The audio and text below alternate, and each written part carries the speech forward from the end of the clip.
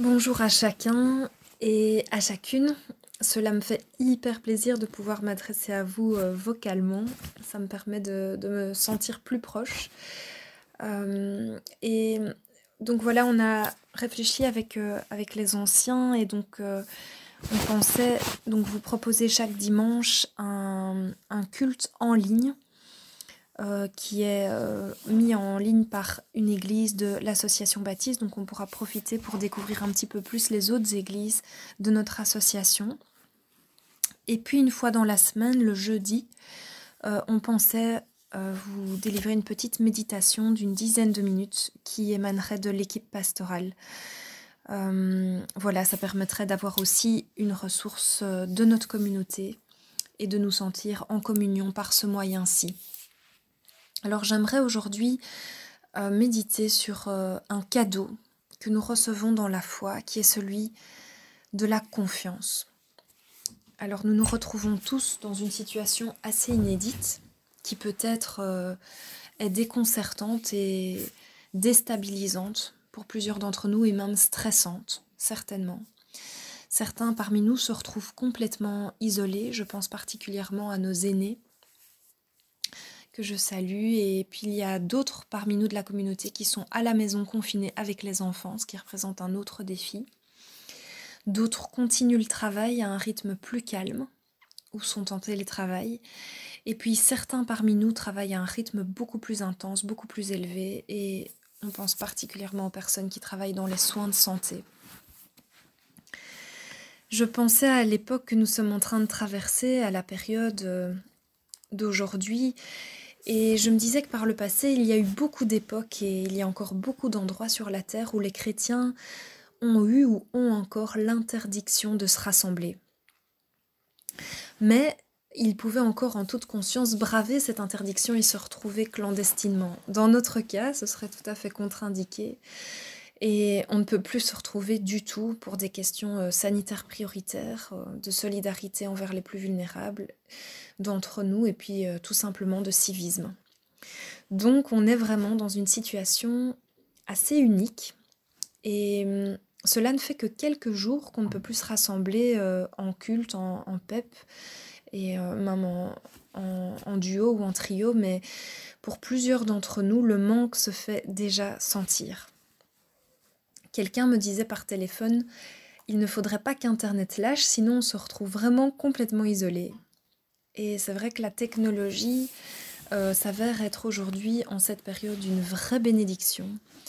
Et à nous d'être créatifs pour rester en communion les uns avec les autres.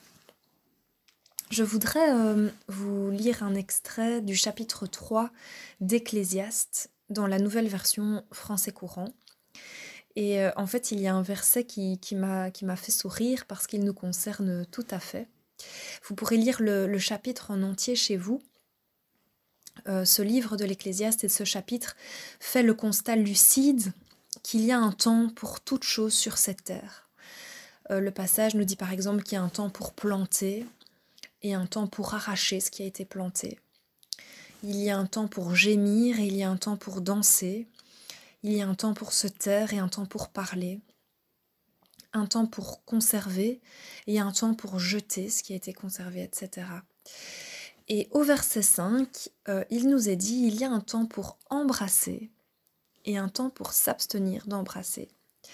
Et ça m'a fait sourire parce qu'on est en plein dans ce temps étrange où il est pour nous le moment de nous abstenir de nous embrasser, et même de nous abstenir de nous voir les uns les autres.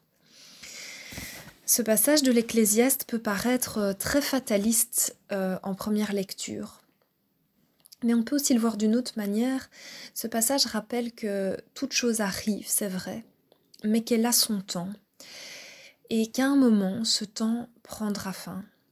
Donc ce passage nous invite en fait à cette confiance, à prendre de la hauteur, à lever les yeux, à voir l'horizon et se rappeler que ce temps que nous vivons va à un moment prendre fin. Ça m'encourage dans des périodes comme celle-ci où on peut se sentir un peu cerné par les circonstances. Et nous avions évoqué dans notre série sur la croissance que les circonstances dans lesquelles nous nous trouvons peuvent toujours être une occasion de grandir et de vivre le royaume. Et peut-être même que les jours d'aujourd'hui sont des circonstances où ce que nous vivons profondément peut prendre plus de relief. On sent peut-être plus fort ce contraste entre deux attitudes possibles en nous, comme dirait l'apôtre Paul, celle de l'homme naturel d'une part et celle de l'homme spirituel. Il y a cette attitude très naturelle de la crainte, qui peut se ressentir très très vite et très concrètement quand on franchit les portes du supermarché où on sent la pression ambiante à faire un maximum de réserves car on ne sait jamais. Et il y a aussi tout le climat extrêmement anxiogène avec les nouvelles, les informations, la presse, la radio, la télévision. Donc c'est pas difficile de ressentir cette crainte de notre homme naturel. Mais nous avons aussi en nous une autre attitude, une autre ressource qui est celle de la confiance, qui là défie complètement les circonstances. Elle se vit pleinement dans la foi. Et je voudrais vous lire un extrait du chapitre 17 de Jérémie, les versets 5 à 8. Et ce passage dit ceci.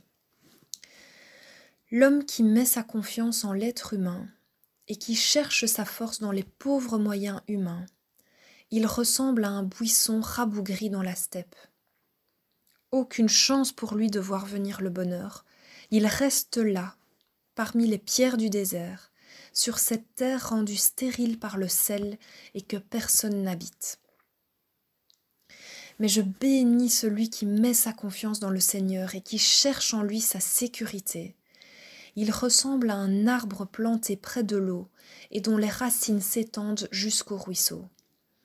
Il n'a rien à redouter quand vient la chaleur et son feuillage reste vert. Même durant l'année de sécheresse, il ne se fait aucun souci. Il ne cesse de porter des fruits. » Alors c'est vrai que les moyens humains sont bien pauvres. On le voit aujourd'hui, la médecine, la science, la politique peuvent être si vite rattrapées, dépassées. Cette période met tellement en lumière les endroits, les personnes dans lesquelles nous mettons habituellement notre sécurité.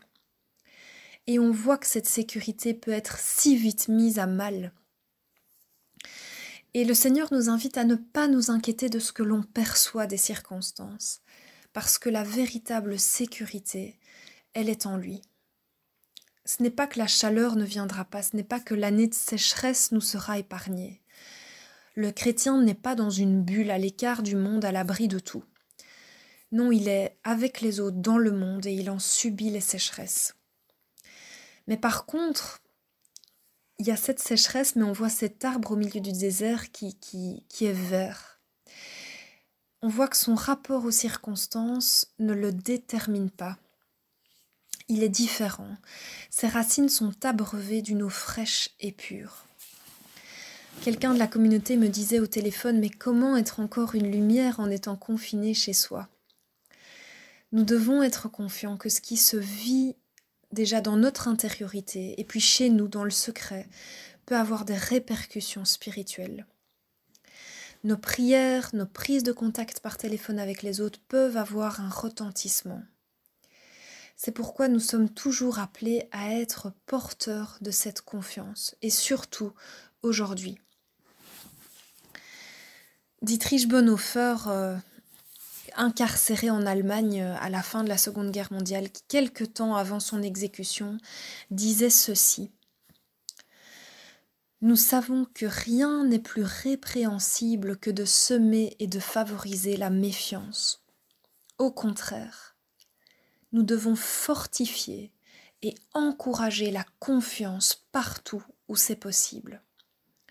La confiance demeurera toujours pour nous un des cadeaux les plus grands, les plus rares et les plus heureux des relations de vie entre les hommes. » Et le texte de Jérémie nous dit bien d'où nous vient cette confiance. Soyons des porteurs de confiance. Alors là où nous luttons personnellement contre la crainte, croyons que Dieu veut nous donner dans toute situation difficile la force de résistance dont nous avons besoin. Comme dit encore Bonhoeffer, cette force, il ne nous la donne pas d'avance. afin que nous ne comptions pas sur nous-mêmes, mais sur lui seul. Dans une telle foi, toute peur de l'avenir devrait être surmontée.